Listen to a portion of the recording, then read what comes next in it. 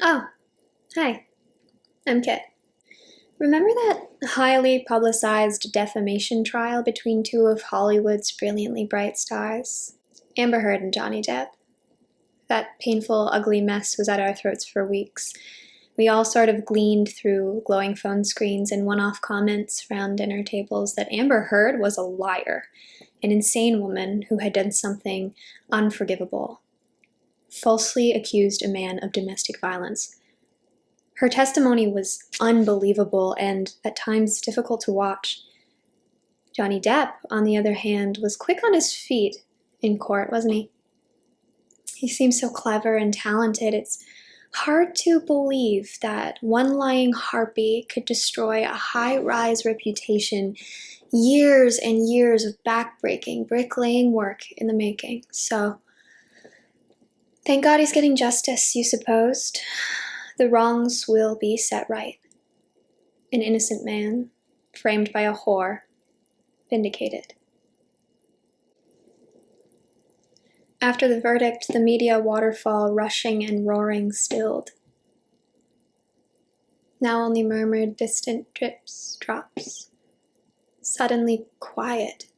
TikTok, YouTube, Reddit, Twitch, everyone more or less moved on like they had done 1.5 million times before.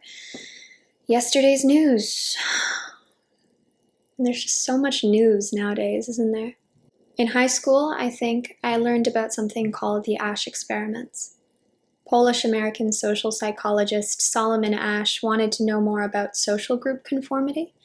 So he conducted an experiment. He asked himself, how do I best determine if social forces can sway a person's opinion? And after careful consideration, he collected 123 male white college students, aged 17 to 25, and told them they would take part in a visual judgment experiment. Each of the 123 subjects were then grouped with 6 to 8 actors, but were told the rest of their group were subjects of the experiment with the same information and instructions that they had. The groups of 7 to 9 participants, only one naive, true subject in each group, remember, would together examine an image of a line, like this one. Then they were shown an image of 3 lines, like this one. One after the other, participants gave their impression of which line on the second image matched the first line they were shown in length.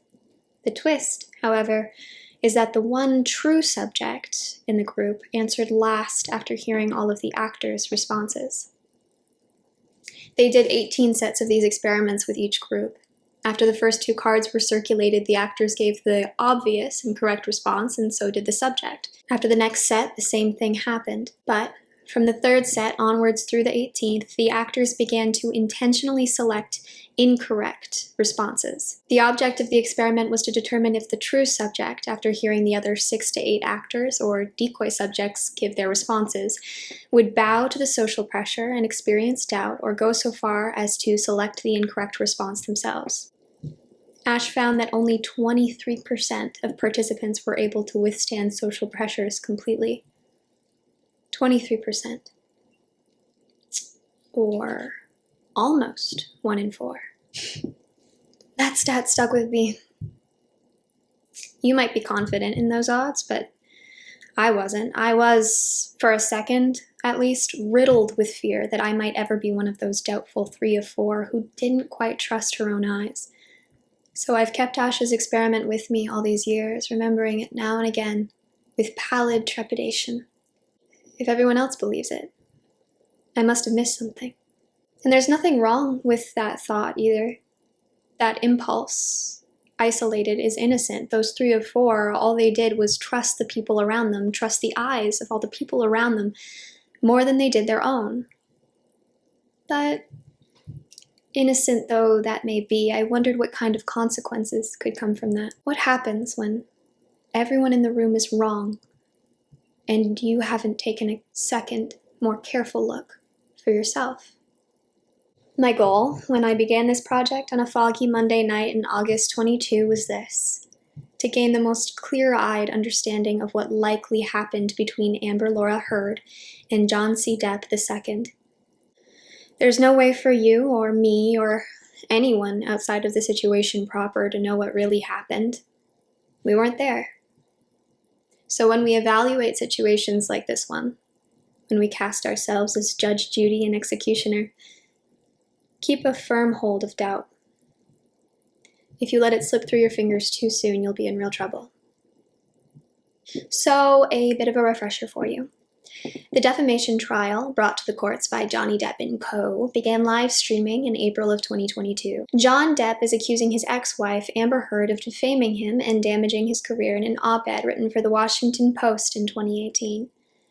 In response, Heard countersued her ex-husband, accusing Depp of defaming her through public statements made by Depp's lawyer. John declares that he has never been physically violent with any of his intimate partners, least of all Amber Heard.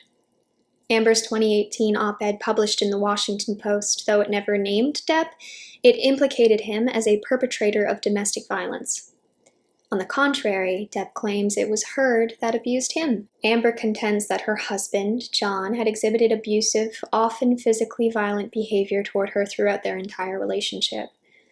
She also claims there is a sophisticated smear campaign against her, online and in Hollywood, spearheaded by Depp or parties interested in Depp's continued success and good reputation. There you have it. One of them must be lying. Hell, maybe both of them are. They're probably both lying here and there, but there's one big, pivotal lie at the center of this. Either Johnny Depp abused Amber Heard, or Amber fabricated the accounts of abuse.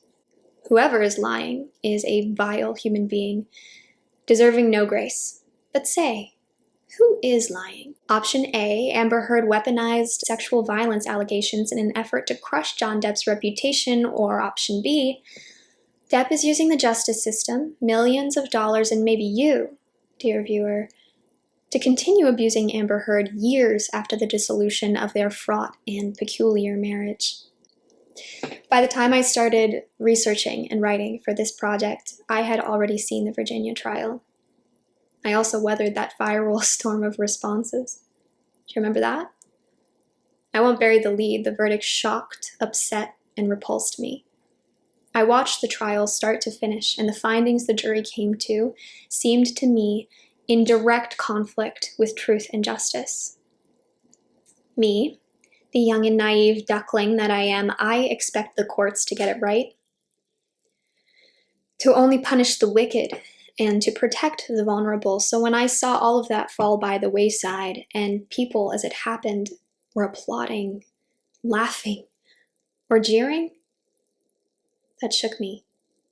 Spit it out, you're thinking, I bet, so I will.